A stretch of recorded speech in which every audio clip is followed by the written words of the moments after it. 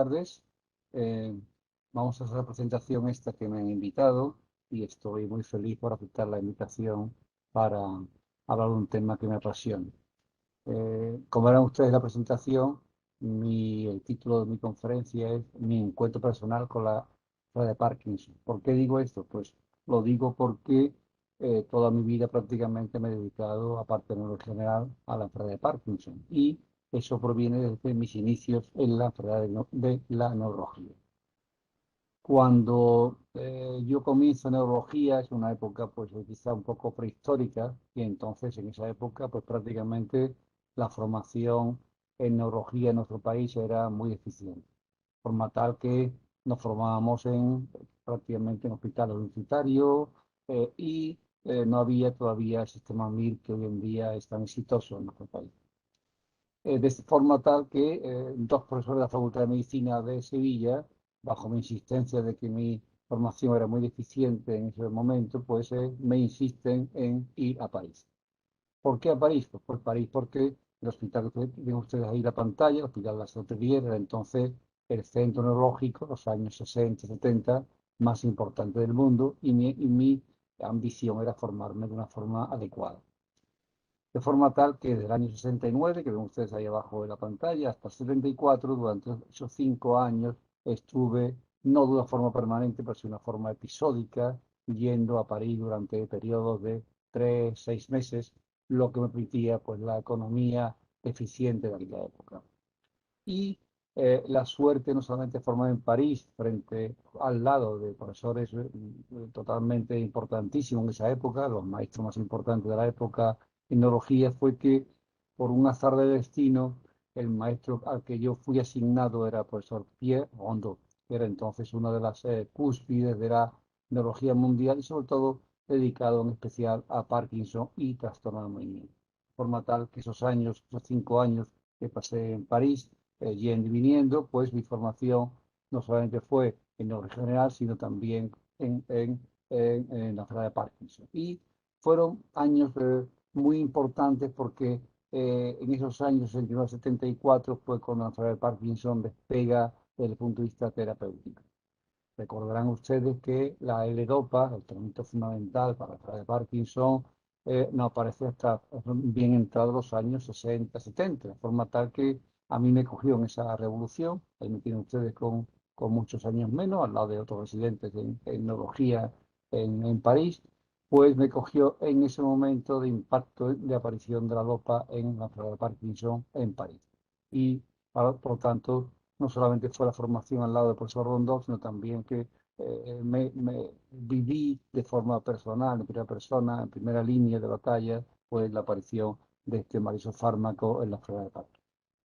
Y vamos a repasar entonces, desde entonces hasta ahora, pues, hace esos años que no he dejado de estar al lado de los pacientes de Parkinson y trabajar en la enfermedad de Parkinson, sin dejar, por supuesto, la neurología general. Vamos a repasar, pues,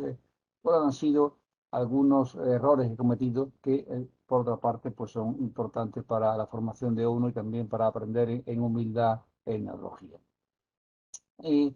Los fármacos anticolinérgicos tienen siempre han tenido los años posteriores a la levodopa una mala prensa, en el sentido de que son fármacos con muchos efectos secundarios y también con poca eficacia en el tratamiento de la enfermedad de Parkinson. Por eso digo que vamos a ver dos aspectos como a veces son villanos, a veces son héroes. Este primer caso es una paciente que acude a mí, ven ustedes, la señora de 66 años, acude ya con un diagnóstico de enfermedad de Parkinson de 10 años de evolución. La paciente lleva 10 años, tiene una enfermedad de Parkinson muy ligera, un ligero temblor, es autónoma, una ligera vadecinesia, una lentitud y tiene una depresión ligera tras el fallecimiento de su esposo hace poco tiempo. La paciente viene a mí tratada con un anticolérgico renal, piperideno, 4 miligramos al día. Hace años que lo tomaba y la enfermedad está bien controlada y yo, por lo tanto, pues me paso en sus efectos secundarios. La paciente tenía, después de esos años de tratamiento con piperideno, con ese anticolérgico, pues una mala memoria, confusión, tenía alucinaciones visuales que la perseguían, perros, flores, bolas, y sentía a su esposo que la tocaba por las noches cuando estaba reposando en la cama. le hago una resonancia que es normal y pienso entonces que naturalmente los defectos cognitivos son debido al anticolinérgico y lo que hago es pues quitar el anticolinérgico de la paciente, le pongo un levodopa a la paciente y en dosis muy pequeñitas y la paciente pues, naturalmente al quitar este fármaco agresivo, el anticolinérgico, pues está meses después, está normal completamente y la paciente hace una vida normal y le añado un poquito de rosagilina y un poquito de levodopa, por lo cual desaparecen todas sus alucinaciones y todos sus efectos mentales. Es un anticolinérgico, podemos decir que actuaba como un villano frente a él. Sin embargo, en otras ocasiones, esta es una paciente muy conocida mía, porque es amiga de mi familia, es una señora que yo trato desde el año 72, fíjense, aún vive todavía, ¿eh? Tiene 25 años y debuta entonces con su enfermedad. En ese momento nuestras pruebas diagnósticas son totalmente muy primitivas y lo que tiene es un temblor de manos, un temblor de actitud y también de reposo y la única sospecha por la enfermedad de Parkinson es que tiene una ligera retropulsión. La paciente cuando está sentada de pie en un sitio, una parada, hablando con una persona, si la toca un poquito, pues la paciente pierde el equilibrio y empieza a hacer un poquito de retropulsión hacia atrás. En ese momento no tenemos ninguna prueba de medicina nuclear para poder diagnosticar a la paciente y yo dudo si es enfermedad de Parkinson y por si acaso en ese momento le pongo un poquito de anticolinérgico en forma de triciclidio, 2 miligramos medio comprimido 3 veces al día y 10 años, tiempo después, 10 años después, la paciente tiene 25 años, la sigo viendo, sigue claramente igual, dudo si es enfermedad de Parkinson y sigo todavía con la medicación anticolinérgica en dosis muy bajas. Repito que todavía no tenemos en esa época medios de hacer un diagnóstico eficaz, eficiente de la enfermedad de Parkinson. La paciente la sigo viendo, fíjense ustedes que en el año 2010, cuando lleva nada menos que 38 años de enfermedad de Parkinson y lleva también 36 años de tratamiento con anticolinérgico, la paciente pues, sigue de una forma muy moderada de enfermedad de Parkinson y en ese momento ya tenemos pruebas, ya tenemos forma de hacer de enfermedad de Parkinson, se hace un data scan, una prueba con medicina nuclear, es positiva, por lo tanto la enfermedad de Parkinson está diagnosticada, pero en ese momento, para la paciente de 62 años, es totalmente adecuado intentar disminuir o bajar los anticolinérgicos por el riesgo de que la paciente vaya a desarrollar, después de 38 años de evolución, un trastorno cognitivo. Se suprime el anticolinérgico poco a poco, se le pone sagilina y la paciente la veo un poco después, en el año 2011, cuando lleva 39 años de evolución de Parkinson, no toma anticolinérgico, toma sagilina y está igual. Es decir, que en este caso podemos decir que el anticolinérgico fue un héroe porque mantuvo a la paciente durante 38 años tratada eficientemente, con pocos síntomas de enfermedad de Parkinson y, sin embargo, no le ocasionó ningún problema cognitivo ni mental. Los animales se han repasado por la Moving Disorder Society, se ha repasado y se han visto que en un consenso entre expertos que tienen una eficacia moderada para tratar enfermedades de Parkinson desde el punto de vista sintomático, que no hay eficiencia suficiente para ver si son eficientes tratando las modificaciones motoras, las fluctuaciones motoras, ni los discinesias, y que tienen un riesgo aceptable para la enfermedad de Parkinson con efectos anticológicos muy claros, pero en el caso de nuestra paciente, pues durante 38 años fue tratada con anticológicos de forma eficiente sin que desarrollara ningún tipo de enfermedad de trastorno mental. A veces en la enfermedad de Parkinson uno tiene excesiva seguridad y esto puede ser pues, un daño para la eficiencia del tratamiento de los pacientes y también un riesgo para su seguridad. Eso ocurrió cuando en los años 82, o principios de de la década de los 80, comenzamos a tratar con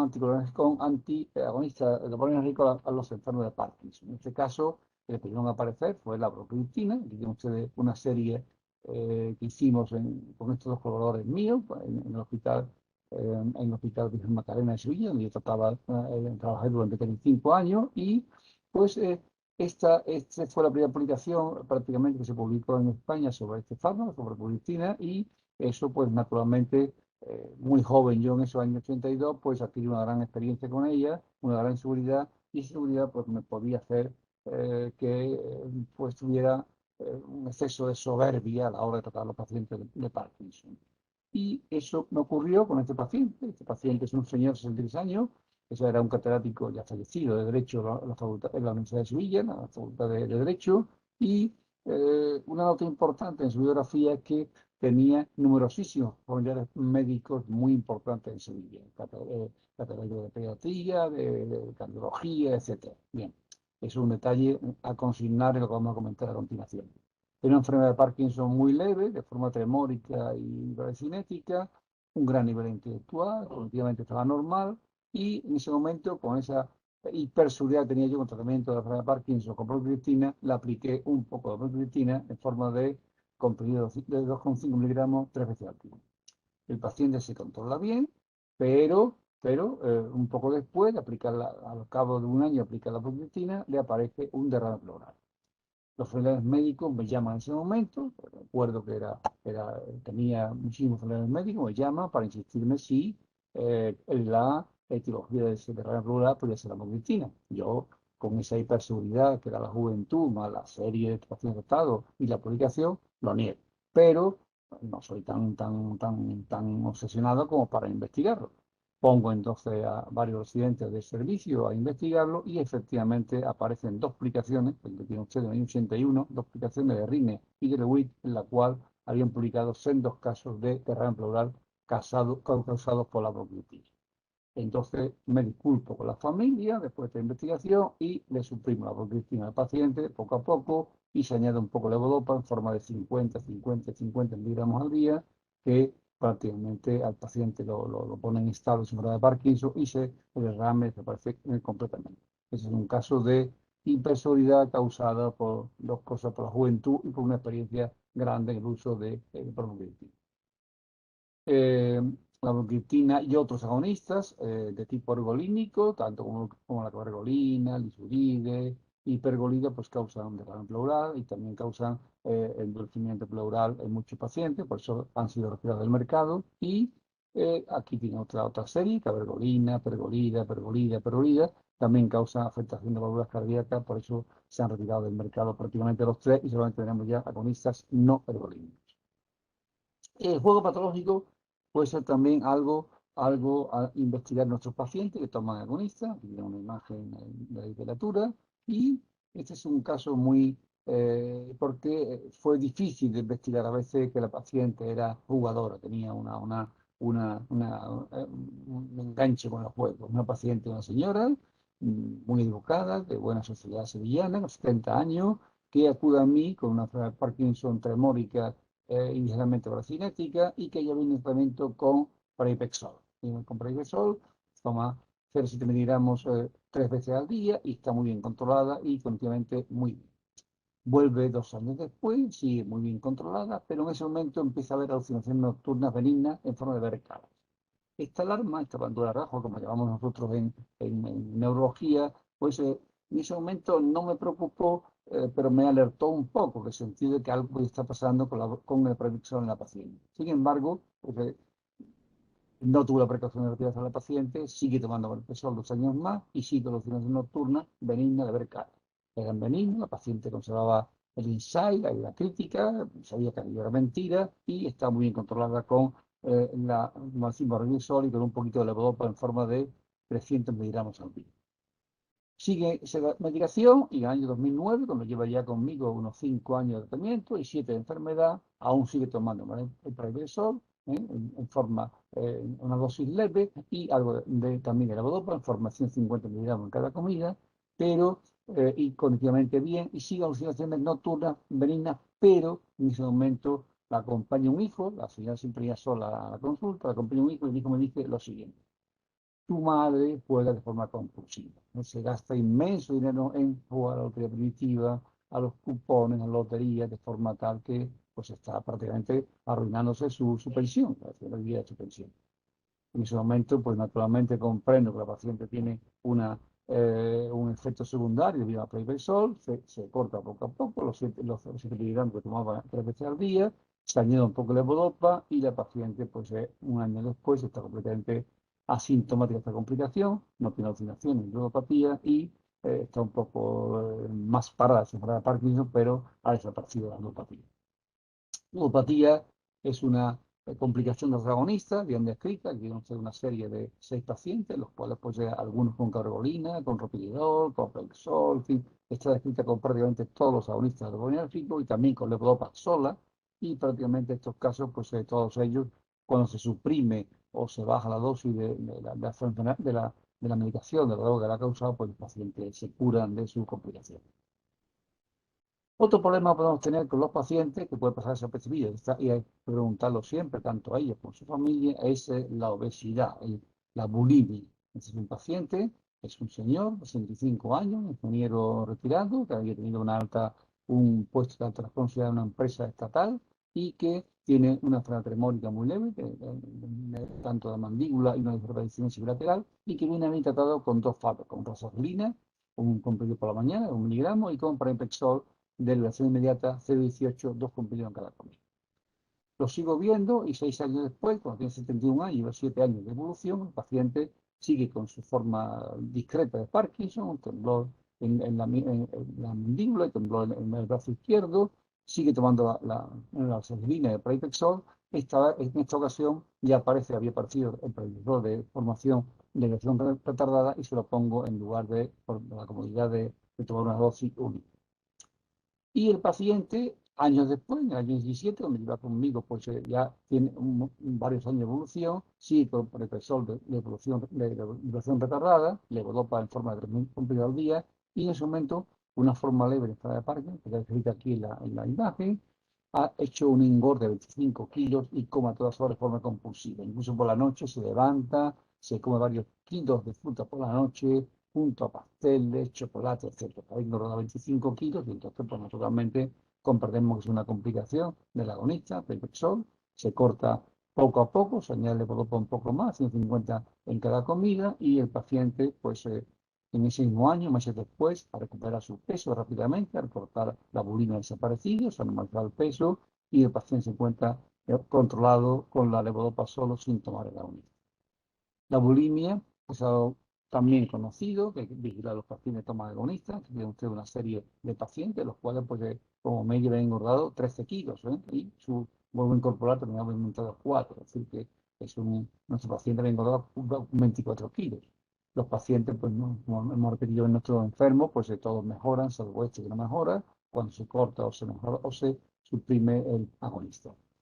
Es importante vigilar también a estos pacientes que tienen bulimia o cualquier otro problema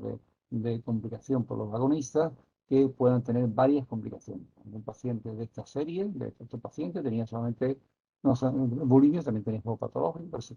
hipersexualidad, PUNDI o también juego patológico. Es decir, que no solamente pueden tener una sola complicación, sino para haber hecho varias complicaciones por el uso de agonistas.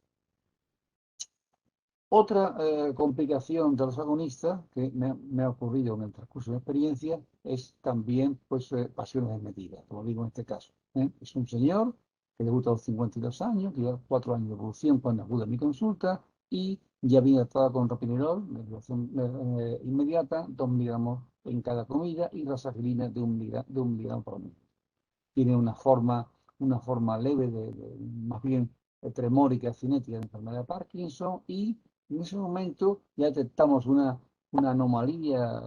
neuropsiquiátrica. El paciente trabaja mucho en su enfermedad, en su hermandad. Es un paciente abogado que todo el tiempo tiene libre, va a su hermandad, está allí, forma parte de la Junta de Gobierno, está allí revisando papeles y pierde horas y horas y horas. Es una queja que la esposa no transmite.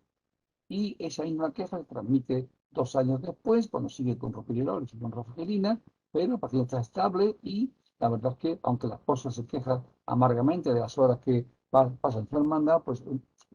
considerando que es una ficción, es una devoción que tenemos mucho en Andalucía, sobre todo en Sevilla, pues la verdad es que para mí pasa un poco desapercibida, porque yo también comparto esa manía o esa devoción por mi hermandad, y al paciente no lo modificó el tratamiento hasta que finalmente, en 2011, cuando lleva ya 5 años de evolución y varios años tomando ropinirol, el paciente ya tiene una dedicación a su hermandad total. Es decir, ha dejado prácticamente el bufete, pasa la hermandad casi 2 días arreglando papeles, y aparece una serotipia intensa con la esposa, delirio que lo persiguen por orden de su esposa, que su esposa lo graba con un pintalabios, y etcétera, etcétera. Un delirio de serotipia totalmente conformado. En ese momento, naturalmente, ya pienso que se resolvió el causante, el agresor de todos estos problemas, se sufrió poco a poco, se añade levodopa 50 miligramos en cada comida y el paciente lo reviso meses después totalmente curado, no va a dar manda ya, con lo cual la esposa está muy contenta, ese paciente de delirio completamente de ferotipia y el paciente está controlado de enfermedad de Parkinson con prazoglina y 300 miligramos al día de levodopa. El punding, que es lo que este paciente tenía, una afición desmedida, son movimientos, son comportamientos estereotipados de los pacientes, los cuales pasan horas y horas y horas manipulando botones, manipulando cajas, sin sentido, algo no tiene sentido y le hace perder horas y horas y horas, y los pacientes no son prácticamente conscientes de ello, aunque su entorno sí. Es algo muy, muy dramático para los pacientes. Aquí tienen una serie de pacientes, 373 consecutivos pacientes, en los cuales hace un seguimiento de ellos y solamente un 1 o un 4% tienen este comportamiento aberrante llamado punding. Pero en otras series se ha llegado a describir hasta en un 14% este comportamiento de los pacientes. Porque es algo muy importante. Y se mezcla punding, jovismo. Jovismo es pues, tener un hobby, como el paciente tenía en su hermandad, pero la frontera entre el jovismo y el punding, cuando ya el jovismo se hace tan presente que el paciente está horas y horas y horas haciendo algo totalmente inefectivo para su vida, pues las fronteras son muy laxas, por lo tanto hay una comunidad de efectos fisiopatológicos entre el jovismo y el punding, que es lo que presenta nuestro paciente. A veces hay pacientes que también el uso de agonistas le ocasiona problemas inconvenientes, como este paciente que vamos a describir. Es un paciente también varón que viene a nosotros, 67 años y 3 años de evolución de la enfermedad, tomando el agonista ropinirol y que tiene una forma leve de enfermedad de Parkinson. Por lo tanto, yo le mantengo el ropinirol en forma de 8 miligramos una vez al día, al almuerzo, porque está controlado perfectamente la enfermedad de Parkinson. Lo reviso un poco después, sigue el paciente totalmente controlado, sigue tomando ropinirol de duración retardada 8 miligramos al día, está controlado con el Parkinson, pero en ese momento hay una complicación. El paciente tiene una intensa aceptación de la libido, el paciente pues asalta a la esposa no solamente por la noche, sino durante todo el día, y además tiene un comportamiento adecuado, a veces piropos, bromas subidas de tono con señoras, a veces también algún toqueteo, en fin, el paciente tiene una asaltación de la libido totalmente inapropiada, causada por rapidez. Se suprime poco a poco este agonista colinérgico, se añade el levodopa en forma de 50 miligramos de veces al día, y el paciente un año después está controlado, ha desaparecido completamente la hipersensualidad y el comportamiento inadecuado, era un señor educado, por lo tanto, una vez que se le contó aquello, pues el paciente se sorprendía de su comportamiento pasado, está controlado la enfermedad de Parkinson con 300 miligramos al día de levodopa y rosaribina norepinefrina. La hipersexualidad es otra cosa que tenemos que vigilar a nuestros pacientes que toman agonistas de enérgico, puesto que está muy descrita también. Aquí vienen ustedes una serie de 15 pacientes, los cuales pues hay algunas compulsiones sexuales, otros tienen juego patológico, otros tienen punding, pero está muy descrito y habitualmente cuando se suprime el agonista y se pasa la levodopa o si sobre se baja la dosis del agonista, el paciente se controla de hipersexualidad de forma completa. La discinesia a veces de los pacientes son un problema importante y es tan importante porque los pacientes a veces no quieren suprimir la discinesia. El paciente se encuentra en fase on con su discinesia y no quiere estar en fase off sin discinesia porque se encuentra muy incómodo, aunque a veces las discinesias son verdaderamente invalidantes como en algunos casos. Recordar cómo en la escuela de Pamplona, liderada por el doctor Obeso y la doctora Luquín, pues hicieron una descripción fantástica de todo tipo de discinesia que tienen los pacientes, tanto en fase on como en fase off, y que las discinesias pueden tener pues todas las características que conocemos de movimientos normales en la patogeniología, en forma de correa, distonía, neoplonios, tic, etc. Y cómo las discinesias podrían aparecer tanto en fase on, fase off, o a veces fase difásica, como son las que aparecen al principio y al final de una fase on, de una fase buena. Esta es una señora que desarrolla una discinesia muy infrecuente, es una señora con 75 años, que está bien tratada con levodopa cuando acude a mí, con ropinirol y levodopa, por lo tanto le mantengo la medicación. La señora la veo 7 años después, con 76 años, y ya lleva 8 años de evolución, sigue bien tratada con la enfermedad, hay que aumentar la medicación, lógicamente, porque la paciente ya precisa 3 fármacos, rasatilina, Europa, Lopinol, pero la paciente tiempo después desarrolla por esa medicación, con los 3 fármacos, unos niños muy frecuentes, muy molestos de mi cara izquierda, y en ese momento habla mal. Esta disinencia nos la planteamos si fuera una disinencia en fase on o en fase off, y entonces hacemos todos los cambios terapéuticos habidos y por haber. Este paciente, desde el año 13 al 19, que ya tiene 80 años, es la última evolución, le hacemos cambios diferentes en posología de todos los fármacos habidos y por haber, en levodopa, en tacapone, picapona, vida, e incluso como la disinesia de la paciente era en mi cara izquierda, le ponemos toxina botulínica pensando que simulaba un estado facial se podía controlar con esta droga. Sin embargo, la paciente persiste la disinesia, con lo cual, pues, este es un fracaso terapéutico que ocurre en muchas ocasiones, que no somos capaces de quitar una disinesia de la paciente. Afortunadamente, la disinesia es molesta, pero no incapacitante para su vida, y es un fracaso terapéutico que tenemos a veces con los pacientes y también hay que resaltar. Se ha descrito de forma muy facial, de forma rara a los pacientes. Hay estas 2 publicaciones en la literatura, en el año 99 y en el año 91. Se han descrito disinesias pues, muy anómalas, como crisis de oculógira de movimiento de oculares hacia arriba, por el doctor Engesor en nuestro país. Y se han descrito también pues, disinesias muy extrañas en forma de movimiento aberrante del diafragma, que lo tienen ustedes, de forma que el paciente tenía hipo, una respiración alterada debido a una disinesia causada por la medicación antiparkinsoniana. También se han descrito disinesias muy normales, como la danza del vientre, es un movimiento en forma de danza, de tremulación de las paredes del vientre, también causada por la medicación antiparkinsoniana. En ocasiones tenemos algunas formas totalmente de empeoramiento agudos o agudo de la enfermedad de Parkinson que tenemos que vigilar porque puede haber detrás patologías importantes. Es un señor de 64 años que está muy bien tratado con prostaglina, un miligramo al día, lo veo después de un año de evolución, lo sigo vigilando y en ese mismo año el paciente, pues de pronto, con esa medicación que toma, rasatilina y levodopa en forma de 50 miligramos al día, tiene un súbito empeoramiento, pero un súbito empeoramiento que el paciente viene a la consulta en silla de ruedas, no es capaz de andar, no es capaz de alimentarse, apenas puede tragar la medicación y tiene además incontinencia de orina y heces. Pensamos en ese momento, el paciente toma algún fármaco que empeora la enfermedad de Parkinson, pues no es así, se investiga y no es así. No tiene trastorno metabólico de ningún tipo, puede ocasionar un empeoramiento de la enfermedad de Parkinson, y hacer una resonancia de cerebro urgente con contraste y encontramos que el paciente tiene un tumor importante en el hemisferio izquierdo con edema que comprime la estructura del hemisferio izquierdo y que produce un desplazamiento también del tronco cerebral. Se opera enseguida, en agosto 16, y la histopatología del tumor es un meningioma, afortunadamente, de grado 1, es un meningioma benigno, y el paciente, pues, lo vemos tiempo después, en 16 y finalmente en 19, y el paciente, pues, está curado de su meningioma, no ha recibido por un tumor benigno, está sin temblor, tiene una lentitud ligera, el paciente autónomo completamente, y sigue tratándose con la levodopa 150, 150 miligramos al día, sagelina, con lo cual pues aprendimos que cuando hay un empeoramiento importantísimo, pues hay que buscar si hay alguna lesión cerebral concomitante que empeora la enfermedad de Parkinson. A veces el paciente tiene complicaciones también neurológicas improbables, muy raras, inexplicables, como este señor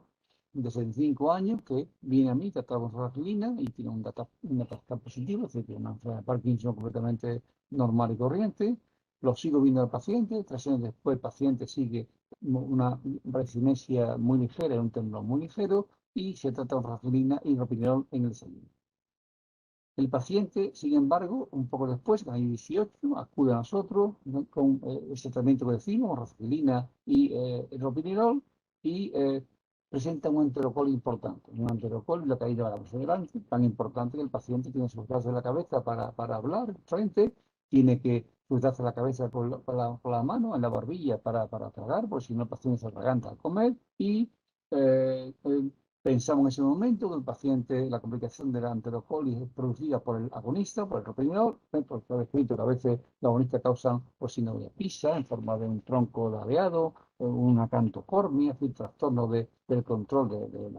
del cuerpo, y pensamos que la enterocolitis es producido por eso y le suprimimos el ropinirol poco a poco. El paciente acude un poco después a revisión y sigue la importante anterocol. Es decir, que la supresión del ropinirol no fue efectivo en la curación o en la mejoría del anterocol.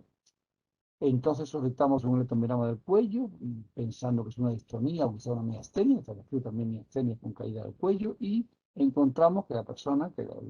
la colega que nos hace el electromiograma, encuentra que no hay distonía, no hay miastenia, pero tiene una miopatía focal de los músculos erectores del tronco. Caramba, ¿por qué este señor una miopatía? Pues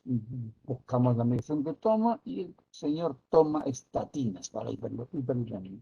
Pensamos entonces que la miopatía causada por las estatinas, lo que ha ocasionado su enterocoli y se suprime. El paciente acude un año después,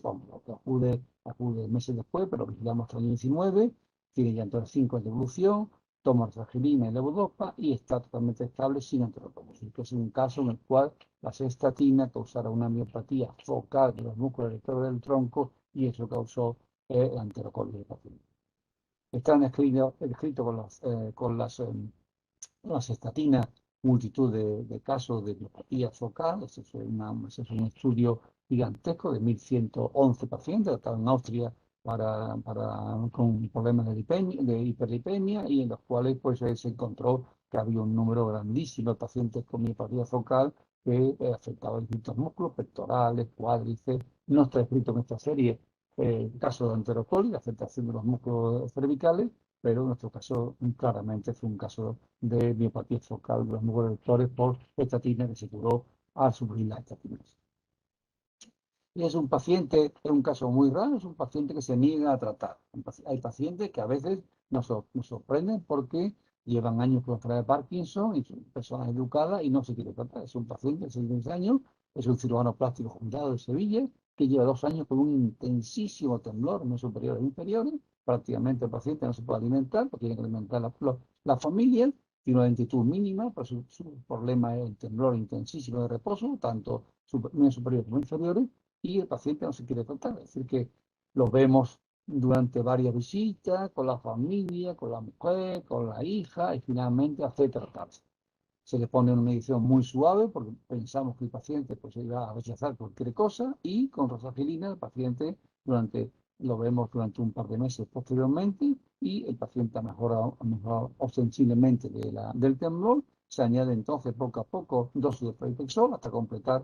una forma de regresión retardada en forma de 1,05 miligramos en el desayuno, y el paciente ha mejorado muchísimo con un temblor discontinuo en miembros inferiores, un temblor suave también discontinuo en miembros superiores y una dislexia muy lenta.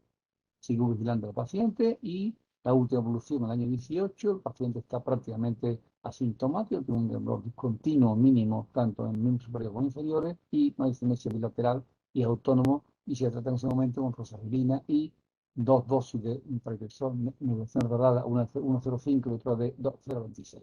Entonces es un caso especial en el cual el paciente pues, se negaba a tratar y con mucha mano izquierda conseguir que se tratara y el paciente mejoró de forma ostensible.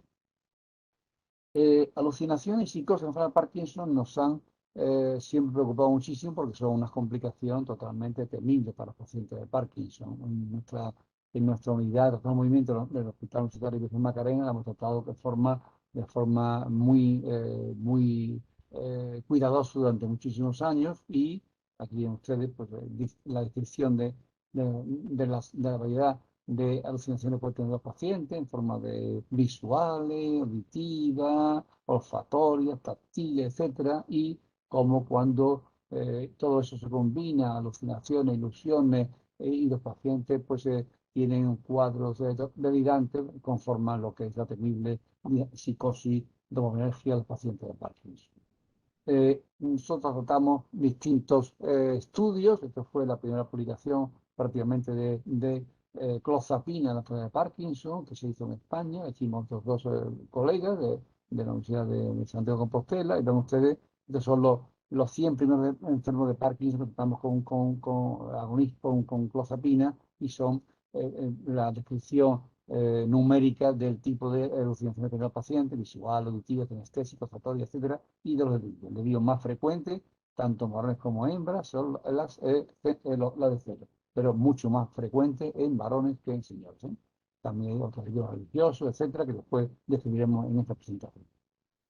El tratamiento primero es pues quitar los factores provocadores, que pueden ser muy variados, infecciones, traumas, etcétera, y por supuesto después hay una regla de oro que hay que ir quitando los fármacos antiparkinsonianos en este orden decreciente: primero anticolinérgico, después benzodiazepina, después anticíclico, después amantadina, agonista, sertralina, arteridina, sulfonamida, y la dopo dejarla al final porque es el fármaco más inofensivo para la mente de los pacientes parkinsonianos. Siempre intentar que esta escalada decreciente de mecanismos antiparkinsonianos no ocasionen un empeoramiento importante en el paciente. Los antipsicóticos atípicos siempre han sido totalmente descartados, puesto que empeoran muchísimo la enfermedad de Parkinson, y sí que se empeoran pues, los atípicos, fundamentalmente clozapina y quetiapina, que son los más inofensivos para la enfermedad de Parkinson. Se tiene por el gold estándar, por el medicamento más inofensivo para tratar la enfermedad de Parkinson, la clozapina, porque tiene efectos que ustedes saben deleterios en forma de leucopenia importante, causaron al principio algún fallecimiento en pacientes finlandeses, pero es una publicación muy pequeña. Por lo tanto se han intentado encontrar otros fármacos que sean también atípicos y que mejoren la enfermedad la psicosis de la enfermedad de Parkinson. En ese sentido se ha utilizado la quetiapina, que tiene un perfil muy parecido a la clozapina y es mucho más inofensiva en cuanto al problema de las leucopenias. Tratamos con clozapina, esta es nuestra serie, que tratamos la primera serie que tratamos en España con clozapina de Parkinson, 10 pacientes, todos se mejoraron con dosis muy bajas de clozapina, algunos un poquito más altas, con 150, 135, pero siempre fueron dosis muy bajitas en toma única por la noche. Hubo abandonos, 5 abandonos, pero ninguno por leucopenia, y también hubo fallecimiento, pero ninguno relacionado con la leucopenia que a veces causa la clozapina en los pacientes.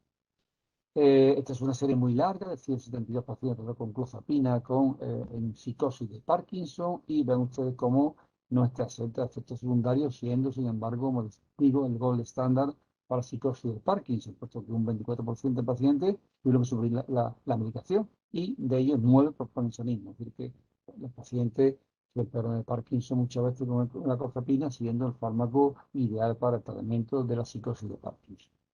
En ese sentido, pues también en nuestro servicio publicamos este trabajo, que es la tesis doctoral del doctor Eduardo Durán, que dirigí yo y el profesor Durán Quintana, que es el padre del doctor Durán Carreras, y tratamos con la psicosis profesional con olanzapina, pero la olanzapina produce un deterioro motor en muchos pacientes. Entonces, he hecho una revisión de todos los pacientes, de mucha serie de pacientes tratados con olanzapina, de Parkinson, muchos de ellos tienen deterioro motor, por lo tanto, es un fármaco no ideal para tratar la psicosis parkinsoniana.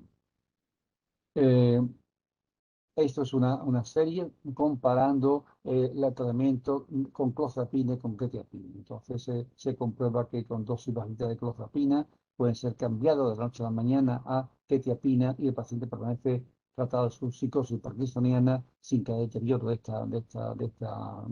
psicosis, con una dosis también bajita de quetiapina.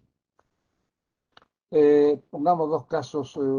paradigmáticos de psicosis de Parkinson. Esta es una señora de muy buena familia sevillana y muy religiosa, que viene a mí con una enfermedad de Parkinson muy leve, con un temblor muy leve del miembro izquierdo, una lentitud muy leve también, sin alteración cognitiva, tiene un alto nivel intelectual, tiene un retrascán positivo que corrobora que hay una enfermedad de Parkinson, y bien tratada con rosagilina, que yo mantengo porque la enfermedad está muy bien tratada. 4 años después, la paciente un poco mayor, 72 años, sigue con rosagilina, tiene un temblor ligero y continuo del miembro izquierdo, una lentitud leve y no tiene alteraciones cognitivas. Y la paciente acude un año después, en el 16, cuando lleva ya un tiempo de evolución, lleva 5 años de evolución, y sigue con rosagilina, pero en ese momento acude a mí con un temor tremendo, repito, es muy religioso, porque tiene una voz interior que le dice palabrotas y blasfemias, sobre todo intensamente al comulgar. La paciente, perdón a la audiencia, lo que le decía la voz era puta hostia, cuando iba a comulgar. La paciente acude a su confesor, y el confesor es un hombre sensato, le dice: señora, esto no es un problema religioso, es un problema médico, vaya a su neurólogo, con buen criterio, acude a mí, se corta las argilinas, se añade un poquito de levodopa en forma de 50 miligramos al día y la paciente es revisada años después sin que tenga ya en absoluto delirio ni alucinaciones auditivas en absoluto. Este es un caso de un delirio religioso causado por praxagilina. Este es un paciente también muy interesante, con un que llamo diagnóstico de último minuto, porque el paciente se descubre en el último minuto de la consulta. Esto hay que tenerlo muy en cuenta y cuando el paciente sospechamos tiene un tipo de complicación, interrogarlo, acosarlo, diría yo, hasta las puertas de la consulta para que el paciente nos diga lo que le pasa. Es un paciente que acude con otra serie de evolución, ya viene en tratamiento con levodopa, 150 miligramos cada comida, broncristina también 3 veces al día, tiene una enfermedad de Parkinson moderada, tremórica cinética, y yo le añado un poquito de broncristina más a su tratamiento en forma de 2,5 medio comprimido 3 veces al día. El paciente lo sigo revisando, lo veo en el año 99, 7 años después, ya tiene 10 años de evolución. En ese momento ya tiene un wearing off, tiene una fluctuación en forma de fase on del 100% y fase off del 80%. Está muy bien, sin oscilaciones y pues añade entacapona 5 veces al día para intentar controlar esa fluctuación motora que el paciente tiene. Un poco después, en el año 2000, cuando lleva ya 11 en evolución, sí que la medicación sigue controlada, con una fluctuación motora, pero bastante bien, y en ese momento el paciente va a acudir a consulta solo, pero la esposa, que es amiga de mi mujer, la llama por teléfono y le dice lo siguiente: por favor, dile a tu marido que mi esposo está muy mal mentalmente. Lo encuentro psicótico, con delirio, etcétera. Por favor, que tu marido lo reconozca bien, lo interrogue, porque va a ir solo, porque se niega que lo acompañe, para que se descubra ante él lo que le pasa mentalmente. El paciente lo interrogo intensamente, lo reconozco físicamente, a fondo, estoy con él cerca de 1 hora y en todo momento está coherente. Recuerdo que el paciente es el director general de una empresa estatal muy importante en Sevilla en ese momento, el año 2000. Lo interrogo de forma exhaustiva sobre delirio, alucinaciones, pensamientos, está totalmente coherente, por lo tanto, pues me veo totalmente desarmado y entonces, pues nada, digo que sigue la aplicación igual. Recuerdo que estoy tomando levodopa, antacapona, levodopa y selagilina y la acompaña a la puerta. En el momento en que el paciente está en la puerta, en ese momento me dice el doctor Chacón: no, José, usted sabe, yo soy pues el director de una empresa estatal muy importante. Y dice: sí, efectivamente, con fulano, y lo sé. Pues sabe usted que también allí hay señoras y señoritas muy guapas trabajando conmigo, pues hay un gran número de mujeres en mi departamento. Pues sí, sí, lo sé. ¿Sabe usted una cosa, doctor Chacón? Dígame. Pues todas las señoras que están allí conmigo quieren hacer el amor conmigo y tener relaciones sexuales conmigo. Caramba, caramba. Se descubrió en el último momento. Le digo: siéntese, don fulano, vamos a hablar despacio, y entonces le añado la olanzapina, en ese momento un poquito de olanzapina, le 2,5 gramos en la cena, y el paciente lo reviso posteriormente y ya está sin delirios, sin oscilaciones y continuamente muy bien. Porque fue el paciente con su delirio de tipo sexual se descubrió en último momento, afortunadamente. Muy bien, conclusión. Siempre hay que aprender de los errores, ¿no? No tener confianza en exceso en uno mismo, no ser un soberbio, decir yo lo sé todo. La soberbia produce errores. Siempre hay que abordar al paciente con humildad, estar al día, estudiar continuamente para saber las últimas novedades de la enfermedad de Parkinson y la terapia de Parkinson, escuchar siempre a los pacientes y a los familiares, también a los familiares, a ver que aportan cosas importantes como algunos de los pacientes presentados aquí, y vigilar siempre cualquier síntoma o signo de alarma, o el caso del señor que tenía un tumor cerebral, y estar siempre atento, pues de último momento el paciente nos puede hacer cambiar de opinión. Muchas gracias a todos por su atención.